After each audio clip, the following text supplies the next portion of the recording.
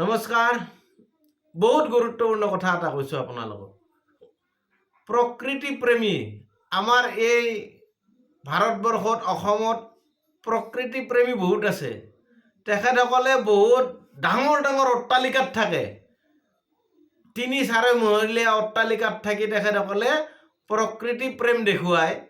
ঠিক আছে, তাতে আমি ক'ব লগা একো নাই। আপোনালোকে প্ৰকৃতি প্ৰেম দেখুৱাইছে, বহুত ভাল কথা। কিন্তু এইবোৰ কি?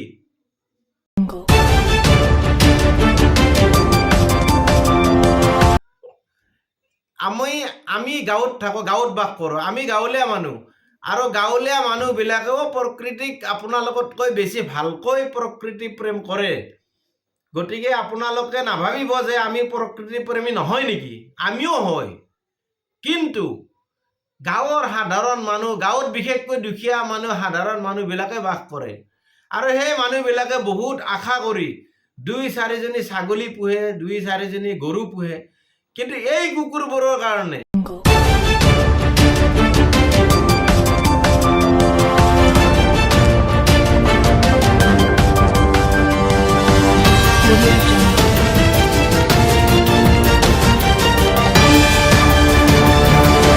এনেকুৱা কণ্ডিশ্যন হৈছে, এই কুকুৰবোৰৰ কাৰণে আমাৰ বহুত টেনশ্যনত ভুগিব লগা হৈছে।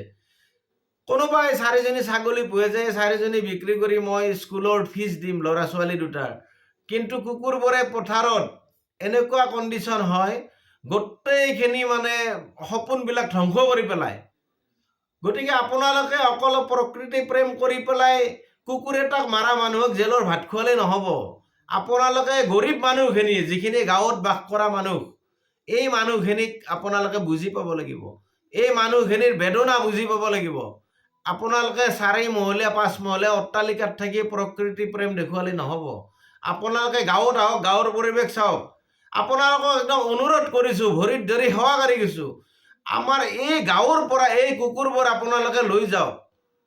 আৰু নিনিলে আমাৰ যেতিয়া ক্ষতি কৰিব, ছাগলী মাৰিব, ছাগলী খাব, আমাৰ আশা কৰি পোহা ছাগলীকেইটা খাব।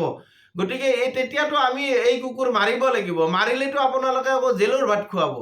গতিকে জেলৰ ভাত আমাৰো খোৱাৰ ইচ্ছা নাই। আপোনালোকে লৈ যাওক। আমাৰ গাঁৱৰ পৰা যিমান কুকুৰ আছে গোটেই লৈ গৈ আপোনালোকৰ অট্টালিকাত ৰখাৰ ব্যৱস্থা কৰক। নহ'লে কি কৰে কৰক, চৰকাৰৰ লগত আলোচনা কৰক। কলি পৰা আমাৰ এই গাঁৱৰ পৰা এইবিলাক জাকে জাকে কুকুৰ দেখিছেনে, এই কুকুৰবোৰ আপোনালোকে লৈ যাওক। লৈ যা আপোনালোকে কি কৰে, ক'ত কি কৰে নাজানো, আমাৰ ইয়াৰ পৰা লৈ যাওক। নহ'লে আমি মাৰাৰ পিছত ইয়াতে কেছ দিব নাহিব, কেছ দি আমাক জেলৰ ভাত নোখোৱাব। আমাৰ সৰু সৰু ল'ৰা ছোৱালী আছে, তেওঁলোকক লৈ সপোন দেখি আমি ছাগল 2-4টা আমি পোহো। সেইবিলাক সপোনবোৰ আমাক নকৰিব, ধ্বংস নকৰিব। ধন্যবাদ।